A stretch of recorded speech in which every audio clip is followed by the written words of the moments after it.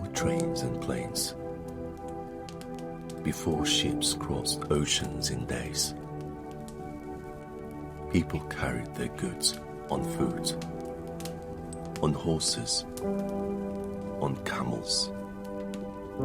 They walked, they rode, they led caravans across desert and mountains. Out of these paths grew a great network we now call the Silk Road. It was not one road, but many. Trails crossed like threads in a cloth. They joined east and west, north and south. They linked China to India, Persia to Arabia, and far beyond to Greece and Rome. Along these paths traveled not only silk, but also glass, wool, spices, stories and faith. The road was a line of exchange, goods for goods, words for words, culture for culture. In the east, the road began in China, in the old capital of Shanghai, today's Chai. This city was large and busy, with wide streets, walls, and gates. Merchants came from far provinces, their carts rattling over stone, their donkeys carrying packs of grain and salt.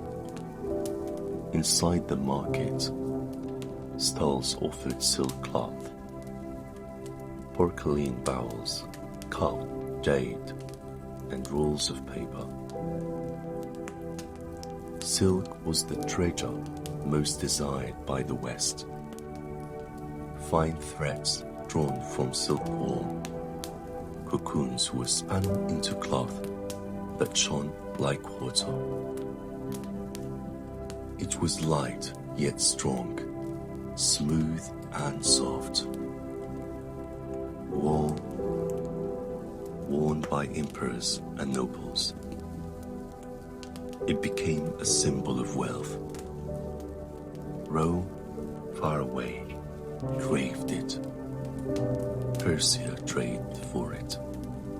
India used it for temples. To carry silk safely from China to those distant lands, man needed to travel thousands of miles. So caravans formed, dozens of camels, horses, and mules tiled in lines, carrying bales of cloth, bags of tea, jars of oil, boxes of coins. The caravan moved like a river of slow steps.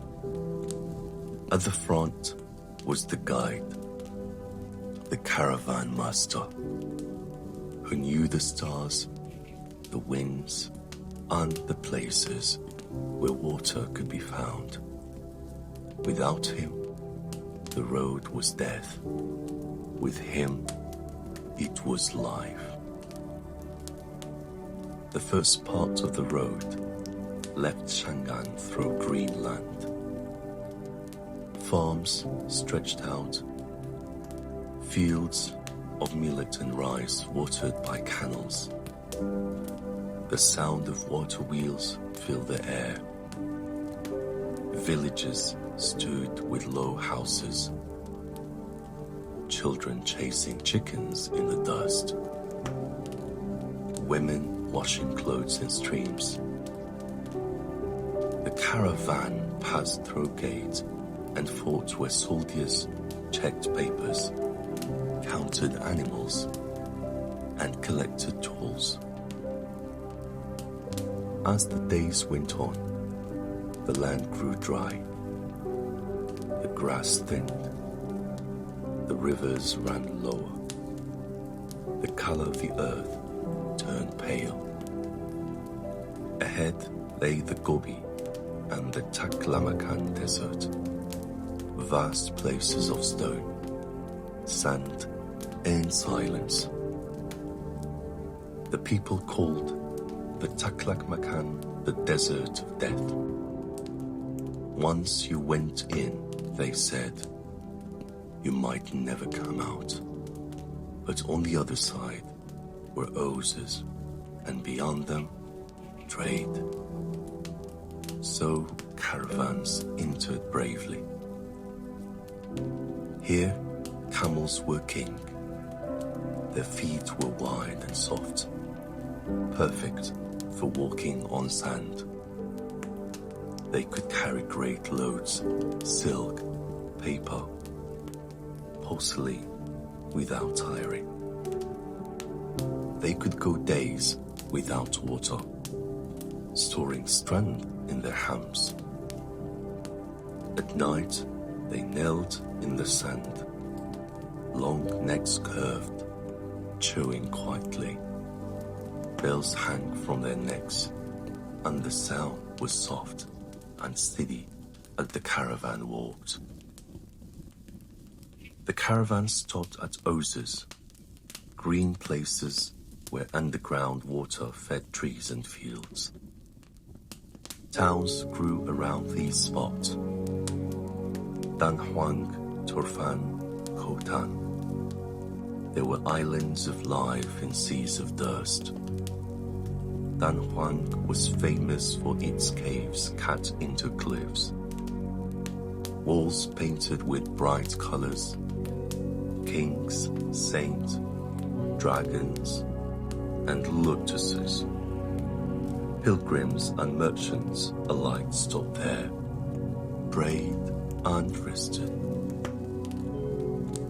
At night in the desert, the stars were sharp and bright. The Milky Way stretched like a white road above the black sand. Travelers sat around small fires, drinking tea boiled in iron pots. They ate bread baked under the coals, dates from bags, nuts from sacks. They told stories, bandits and storms, of far cities and kings, of profit made and lost.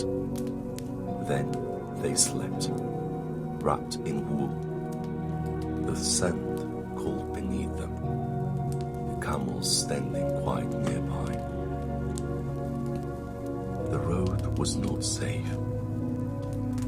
Bandits waited in hidden valleys, watching for small groups to rob. Sandstorms rose suddenly, winds screaming, sand cutting skin, filling eyes and mouths. The caravan would stop. Animals turned back to back, men covering their faces with cloth, waiting for the storm to pass. Sometimes it lasted hours, sometimes days. Only patience and endurance carried them through. But always there was movement forward. For every mile of desert, there was the promise of a city ahead. A city where markets hummed with voices in many languages. A city where silk could be traded for horses, spices, gold, and glass. The Silk Road was not a single track. It was a wide net of paths. Some cut north around desert, some turned south through valleys, some climbed into mountains. To walk it alone was dangerous. To walk it with many was safer. That is why caravans were born. A caravan was a moving village. Dozens, sometimes hundreds, of people traveled together. Merchants with their goods, guides with their knowledge, guards with their bows and swords, cooks, servants, even families with children. Alongside them were the animals, camels most of all, but also mules, donkeys, and horses. Together they formed a long, slow river of footsteps stretching across the land. Before a caravan left, there was much to do. Goods had to be packed carefully, silk folded and wrapped in cloth, spices sealed in jars, glass packed in straw, coins placed in wooden boxes. Food for the journey had to be counted. Sacks of rice, dried meat, bread, fruit, nuts, and plenty of tea. Water skins were filled wherever wells could be found. Every mistake could cost lives, for the desert gave nothing back. The camel drivers worked hardest at dawn. They led the animals to kneel in the dust. Long legs folding like robes, loads were lifted and tied with thick cords. A camel might carry 400 pounds, balanced on either side of its hump. The drivers checked not again and again. Slip in the desert could mean losing goods forever. Camels were patient, but stubborn. Some hissed, some spat, some kicked. But when the bells were tied to their necks, and the first step was taken, they settled into rhythm. The sound of those bells, soft and steady, marked the pace of the day. Step after step, hour after hour, the bells and the wind became song of the road.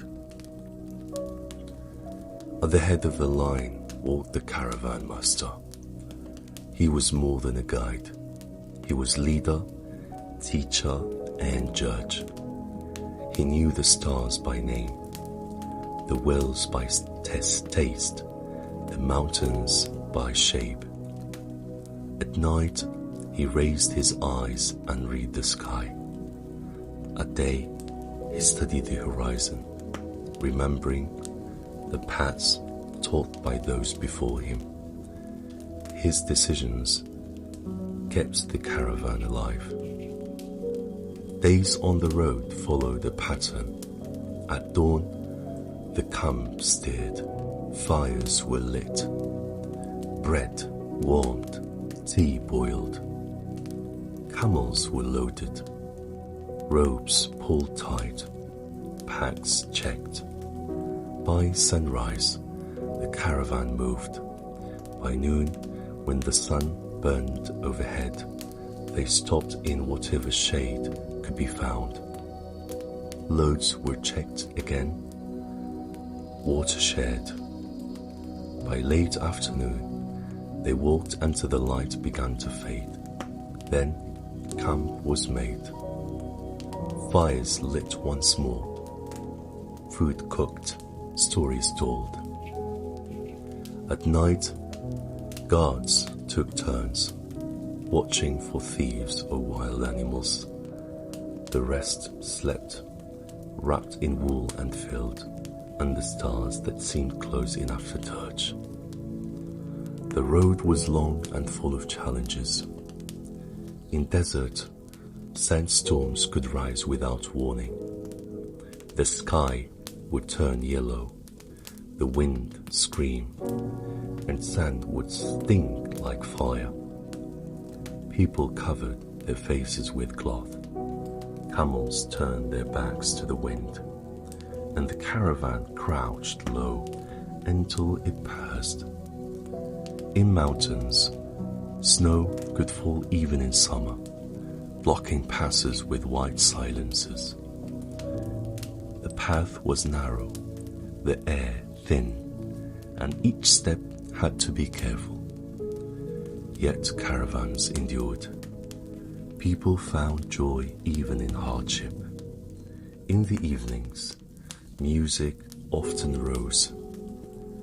A traveller might pluck a lute, another tap a drum, another sing in a language half the group did not understand. Children laughed, chasing each other between towns. Merchants argued cheerfully over prices and profit. Guards shared stories of raids they had fought off. Under the walls of caravanserais, inns built of stone with high gates, strangers met and traded news. Caravanserais were the heartbeat of the road. Inside their thick walls, travelers found water, bread, and rest. Animals knelt in the courtyards, freed from their loads. Merchants spread rags, displayed wares, bargained by lantern light. In one corner, a pot simmered with soup. In another, scribes wrote letters to be carried on. Languages mixed: Chinese, Persian, Arabic, Greek, Turkish. The Silk Road was not only a path of trade, but a river of voices. Camels made it possible. They were called ships of the desert, and rightly so. Their wide feet carried them over shifting sand, where wheels would sink. Their hams stored fat that kept them strong even when water was scarce. They moved slowly, but with patience, step after step, mile after mile. They carried silk, jade, paper, and porcelain west, and brought back glass, silver, wool, and spices east. Without camels, the Silk Road would have been only a dream. So the caravan moved, day after day, dust clenched to robes, sun-browned faces. But the line of travelers pressed on. Ahead lay desert, mountains, and cities waiting. Behind lay the memory of home. Between them stretched the Silk Road, endless and alive. After the green fields around the Chinese capitals, the road turned dry. The earth grew pale, the grass thin, the rivers few. Soon the caravan reached the edge of great desert, the Gobi and the Taklamakan.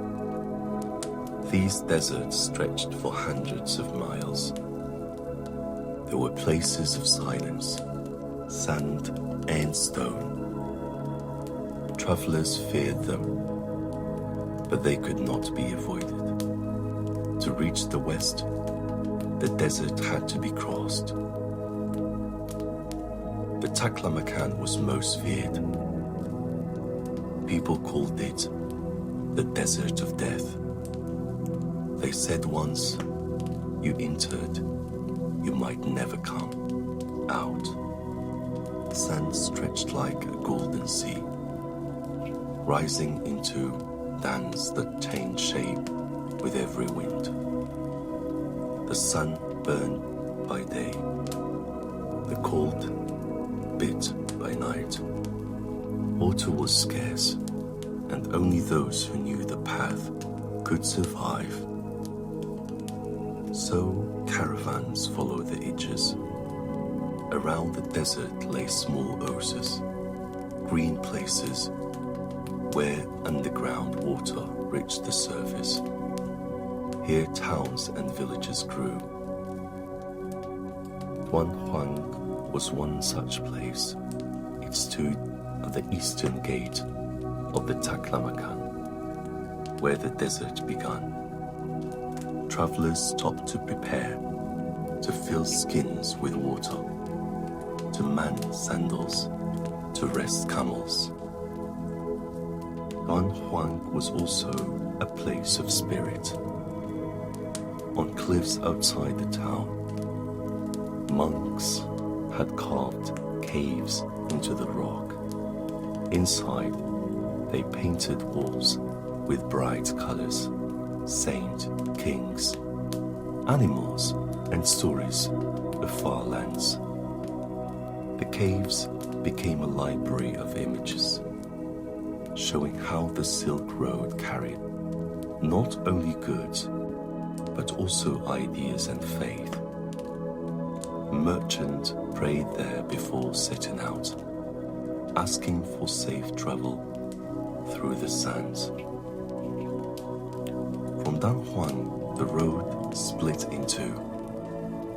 One path went north around the Taklamakan, through places like Turfan and Kucha, where vine yards grew and wells gave clear water. The other path went south, through Hutan and Yarkhan, where traders brought jade from the rivers and carpet, woven with bright patterns. Both were roads joined again, far to the west, at Kashgar, beyond the desert. Life in the oases was rich with mixture. Markets were filled with goods from many lands. You could see silk from the east, glass beads from Rome, spices from India, and wool from Persia.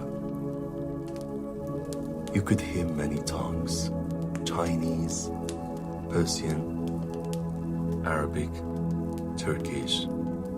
At night, the towns glowed with lanterns, music played, and inns filled with voices of travelers sharing news of the road.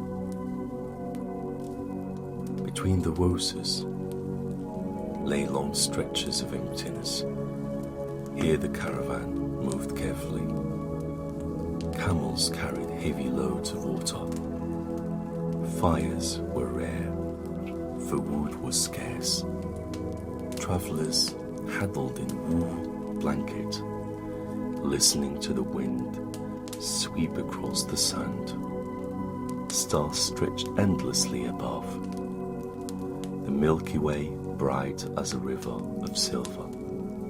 Some nights the moon lit the dance so brightly they seemed to shine. Sandstorms were the greatest danger.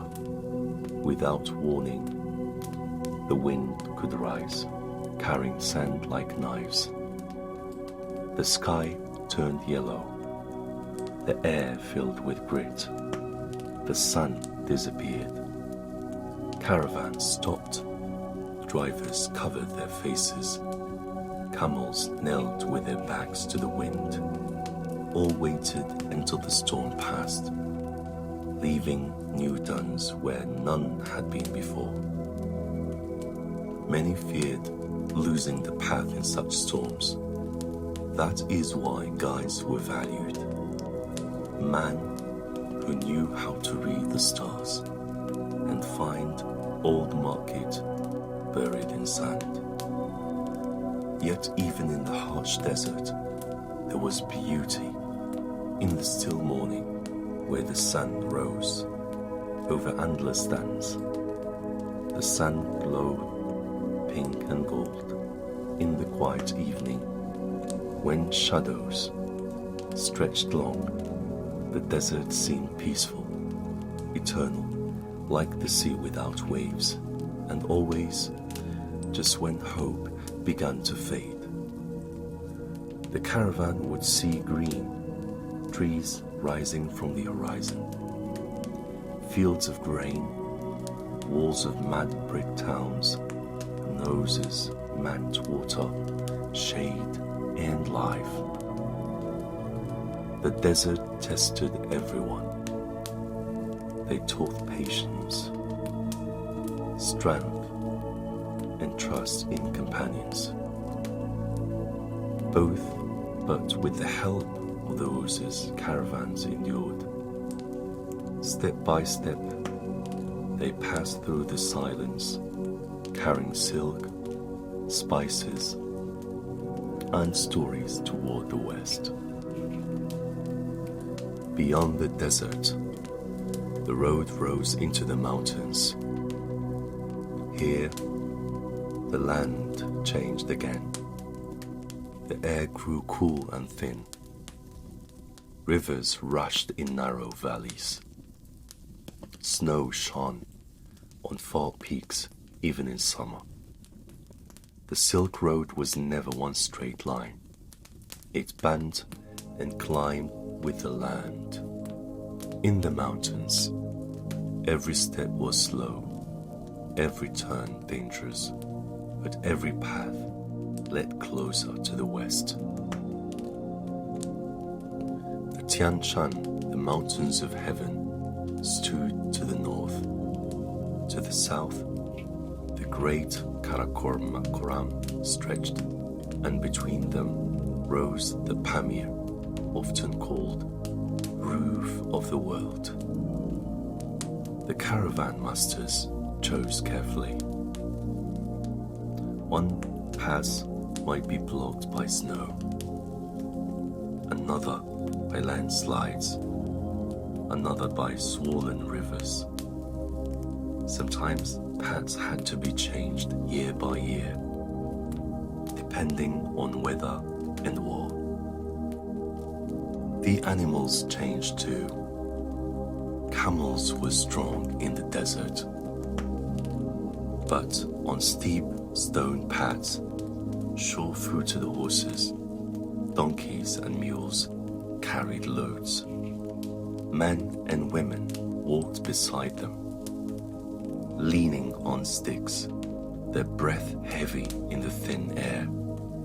Step by step, the caravan climbed. The roads were narrow, sometimes nothing more than ledges cut into rock. Below lay deep gorges, rivers shining far below like threads of silver.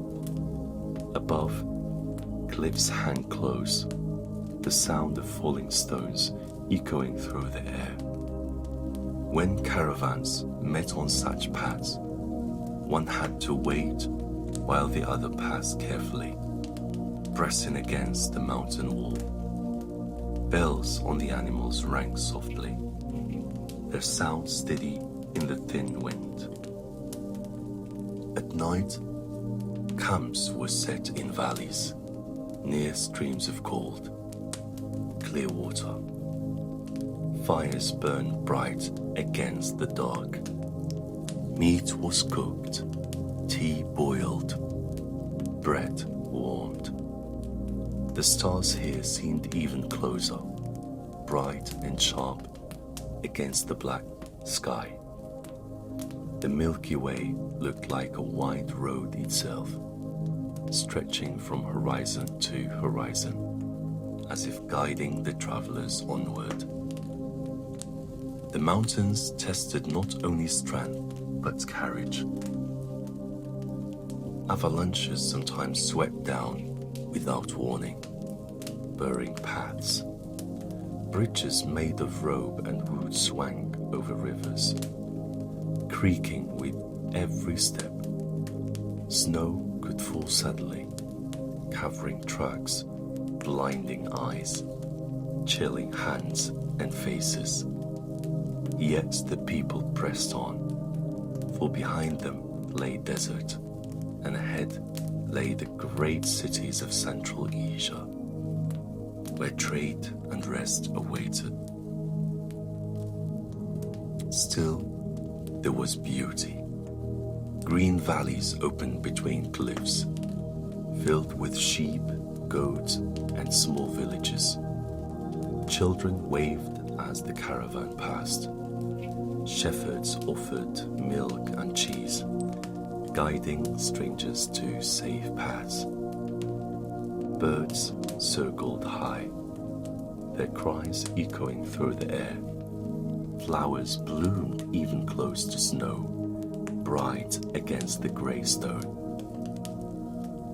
The mountains were also places of meeting. Here east and west touched most closely. Monks carried scrolls of learning. Traders brought stones and dyes. Travelers told stories of their homelands, of Rome, of Persia, of India. In the thin air of the passes, voices mixed, and new ideas were born. At last, the caravan would crest a ridge and see the land opening wide. Far below, stretched plains, rivers, and the shimmer of distant walls. The worst of the climb was over. Ahead lay the rich cities of Samarkand, Bukhara, and Merv. The mountains were behind, but their memory stayed with the travelers forever. Crossing them was more than a test of body. It was a test of patience, trust, and hope. And on the Silk Road, those were as valuable as silk itself. After desert and mountains, the sight of walls and towers on the horizon filled every traveler with joy. The Silk Road was not only emptiness, it was also rich cities where trade, food, and safety waited. Among them, some became famous across the world: Samarkand, Bukhara, Merv, and many more. They were the jewels of Central Asia, shining in stories carried east and west. Samarkand stood in a wide valley, watered by rivers. Its walls rose high, its gates strong, and its market full of voices. Entering the city, the caravan moved slowly through a crowded street. Bells of camels mixed with cries of merchants. Stalls overflowed with fruit.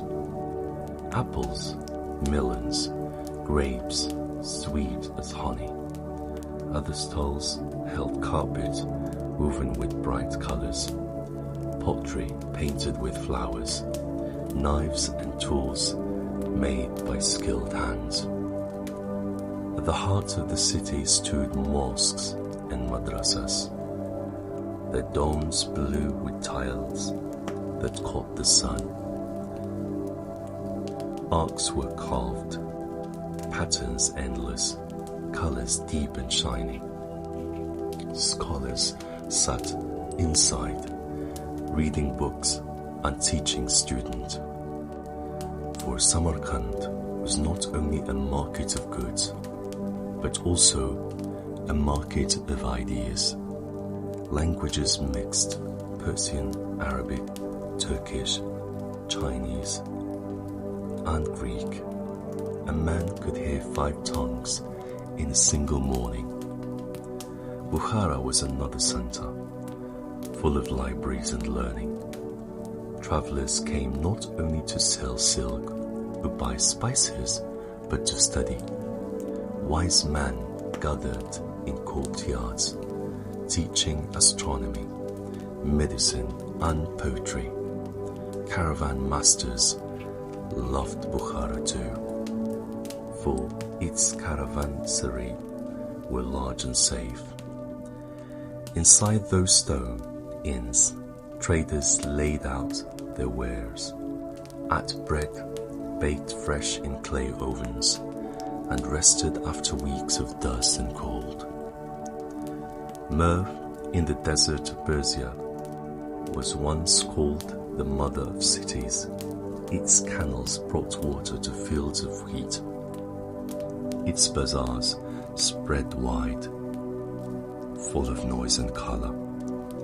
From Merv, traders could go south to India, west to Mesopotamia, or north to the steppes. Every road seemed to pass through its gate. In these cities, nights were alive. Lanterns hung over street, glowing softly. Musicians played lute and drums. Dancers moved in circles. Storytellers gathered crowds, speaking of heroes, kings, and lands far beyond the horizon. Children laughed, chasing each other among the stalls. Perfume from burning spices drifted through the air. Business filled every corner. A merchant from China unrolled silk as fine as water, shimmering in lamplight. A Persian buyer touched it, nodded, and offered silver coins. From India came spices, cinnamon, pepper, cardamom. From Rome came glass cups, so clear they seemed like frozen water. From Arabia came incense, rich and sweet. Every trade was a bridge, goods moving, friendships growing, trust built. But in the great cities, danger awaited too. Thieves watched the crowds, eager hands reaching for purses. Officials collected taxes, taking their share. Caravans that left the safety of walls too quickly could still meet raiders beyond. The cities were safe, but only for a time. The road always called again. Yet these cities gave life to the Silk Road. Without them, the path would have been only sand and stone. There were places of meeting, mixing, and memory. Travelers carried their images forever. The bright blue domes, the sound of market, the smell of bread and spice, the feel of cool water after long days in dust. To reach them was reward, to leave them was sorrow. But the road went on, and so the caravans pressed forward. The Silk Road was never only about moving silk. It was about exchange, things, thought, and dreams passing from one hand to another. At every step, goods traveled, but along with goods came stories, music, beliefs, and inventions that changed the world. The most famous was silk itself. In China, families raised silkworms and fed them mulberry leaves. From their cocoons came fine threads, so thin and strong that they could be woven into cloth smooth as water. For centuries, the secret of silk making was guarded closely. To the west, silk seemed like magic. Roman nobles wore it with pride. Persian kings demanded it in tribute. Market everywhere craved it.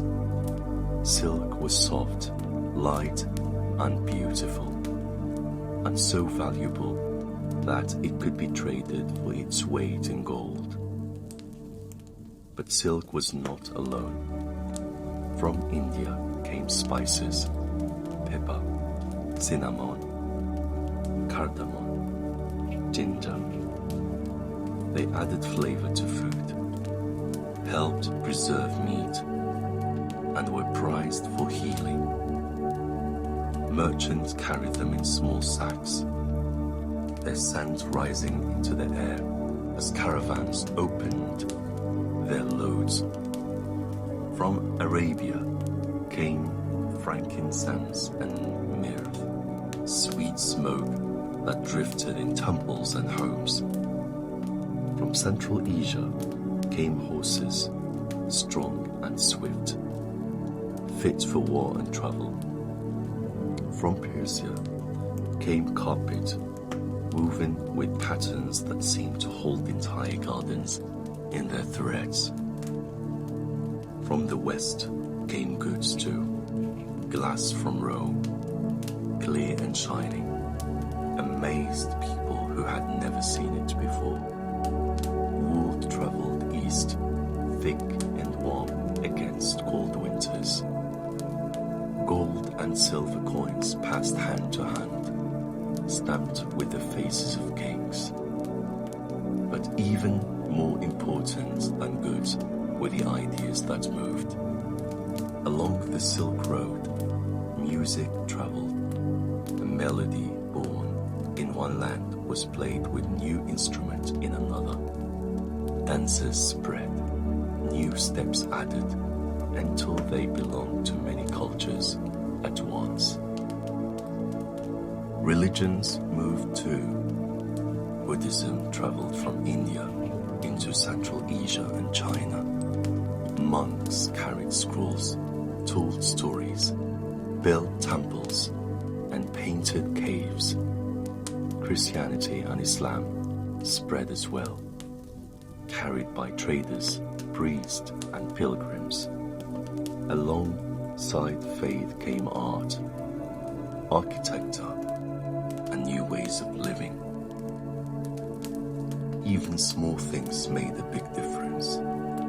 From China came paper, simple invention, but one that changed the world. On paper, people could write quickly and cheaply, copying ideas, poems, and maps.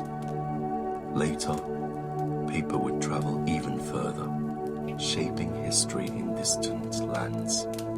From the Middle East came new numbers, easier to use than Roman numerals. They moved along the road, carried by merchants and scholars, until they were used everywhere. In marketplaces, the exchange was more than trade.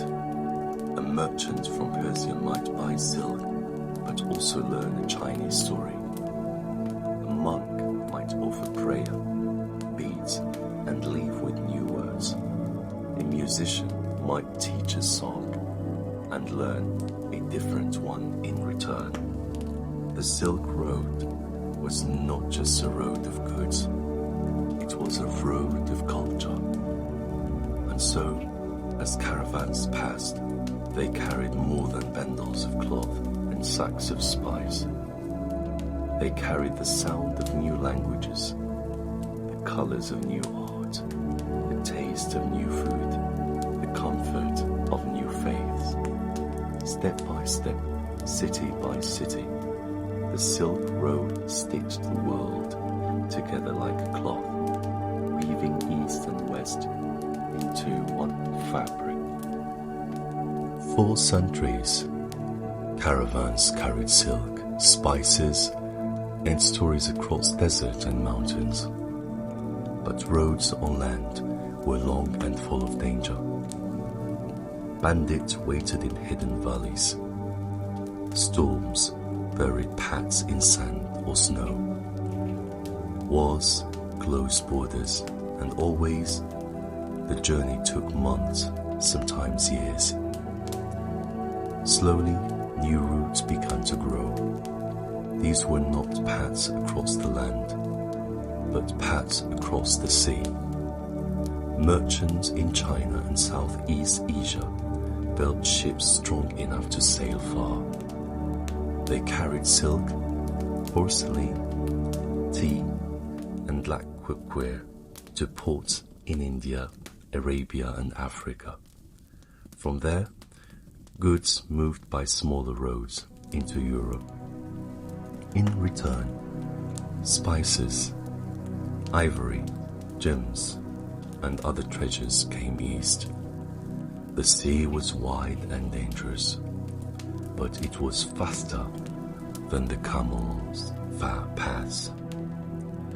These maritime silk roads followed the coastlines. Ships sailed from China down to Vietnam, through the narrow Strait of Malacca, then across the Indian Ocean. They stopped at busy ports, Calicut in India, Aden at the tip of Arabia, and as far as the Red Sea and the African or the East African coast. In each harbor, the smell of spice filled the air. Warehouses stacked high with cinnamon, cloves, nutmeg, and pepper. Sailors from many lands gathered in tea houses, speaking in a dozen languages, trading coins, stories, and maps. The sea became another thread, tying east to west. At the same time, powers shifted on land. New empires rose and fell. Some made the Silk Road safe, patrolled by soldiers. Others fought for control, closing routes with war. The Mongol Empire, for a time, opened the road wide, keeping peace across its vast lands. Caravans moved more freely, and merchants like Marco Polo carried news of China to Europe. But when the empire broke, the roads fractured again. By the late Middle Ages, the sea routes grew stronger. Ships grew larger. Navigation improved with the compass and better maps. European explorers, seeking faster ways to the riches of the East, sailed even farther. They reached Africa, then across the Atlantic, then around the world. The center of trade slowly shifted from desert and passes to harbors and oceans. Still, the Silk Road on land did not die quickly. Caravans kept moving, though smaller than before. Oases still welcomed travelers. Caravansaries still opened their gates at night. But the old glory faded. The steady bells of camels were slowly replaced by the creak of ships in harbor, sails rising like forests of cloth against the sky. The Silk Road had changed. It was no longer only the line across Asia. It had become a web with land and sea joined together, carrying the goods and dreams of the world. The Silk Road did not end in a single day. It faded slowly, like footsteps softening in the sand. As ships carried more trade across the seas, caravans grew fewer, wars changing borders, and new empires made some routes unsafe. Desert and mountains remained where they had always been, but the flow of people across them lessened. Yet the memory of the road never disappeared. It left marks everywhere it passed. In China, silk weaving continued, now known around the world. In India, spices still flavored food far beyond their shores. In Persia and Central Asia, blue-tiled domes still shone under the sun, built with wealth earned from caravans. In Europe, glass, wool, and new ideas had traveled east and west, shaping lives in ways unseen. The Silk Road carried more than goods. It carried culture. A story told in one town could be heard in another thousands of miles away. A tune played on a flute in Persia might be echoed on a flute in China. Faith born in India found followers in distant lands. Numbers, medicines, inventions, and maps passed along the road. Each step was a thread, weaving the world closer together. Travelers remembered the road with mixed feelings. They spoke of hardships, the heat of the desert, the cold of the mountains, the fear of storms and raiders. But they also spoke of wonders. Market, where many languages filled the air, meals shared with strangers who became friends, nights under stars so close they felt like lantern. Today, parts of the Silk Road can still be seen. Ruins of caravanserais stand in desert, the gate open to the wind. Old wells remain where travelers once filled their skins. Painted caves still glow with the colors of saints and kings. The names of cities, Samarkand, Bukhara, Kashgar, still carry the echo of trade and learning.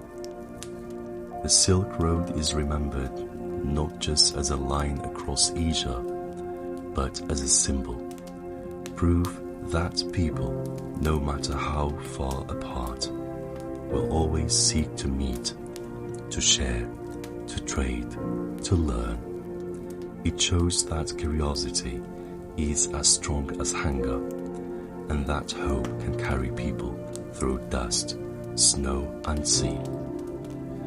When you close your eyes, you might still hear it. The soft bell of a camel, the murmur of merchant, the rustle of silk as it is unrolled on a market stall. You might smell the spice of cinnamon, the smoke of a desert fire. You might see the stars above the Gobi, shining like 1,000 lanterns guiding travelers on their way. The road itself is quieter now, but its echo remains in the world around us. In the foods we eat, the stories we tell, the music we play, and the goods we trade across oceans and skies, the Silk Road still lives. It is no longer a road of sand and stone. It's a road of memory, of connection, and of history's gentle hand, reminding us that the world has always been linked, thread to thread, step by step, voice to voice.